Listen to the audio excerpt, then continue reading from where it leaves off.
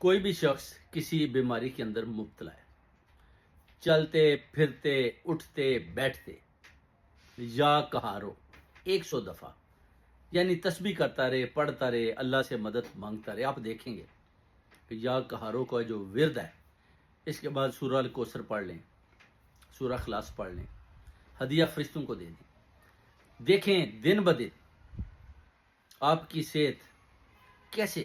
شفا یاب ہوتی ہے بیماریوں سے، اور کیسے آپ اللہ کے بھی نزدیک ہوتے ہیں۔ یا کہارو، اتنی بڑی ان الفاظ کے اندر طاقت ہے کہ جس نے بھی پڑھا ہے انہوں نے بتایا کہ شاہ صاحب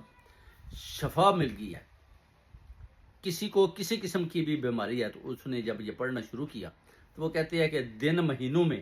اور مہینے سالوں میں گئے، اور اس طرح صحت اوپر آئی، اور ایسے لگا کہ جیسے کوئی بالکل نیو بورن بیبی ہوتا ہے، ایسے پاور اور طاقت واپس آئی۔ یعنی ان دو الفاظ میں اتنی طاقت ہے، یا کہارو یا کہارو۔ یہ آپ نے پڑھنا ہے، کسی قسم کی بھی تکلیف ہے اس کو پڑھیں، اور پھر اس کو 100 دفعہ پڑھنا ہے۔ فجر کی نماز کے بعد منہ قبلہ شریف کی طرف باوضو طریقے کے ساتھ اور اللہ کے نزدیک سجدے میں گڑ گڑا کر آپ نے دعا مانگنی ہے کہ یا میرے مولا مجھے میری مصیبتوں سے نجات دلا دے، یا میرے مولا میرا بازو پکڑ لے۔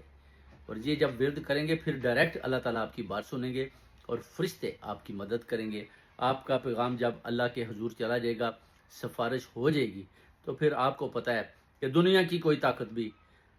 جو آپ کی مدد اللہ اور ان کے اپنا فرشتے کر رہے ہیں ان کو روک نہیں سکتی۔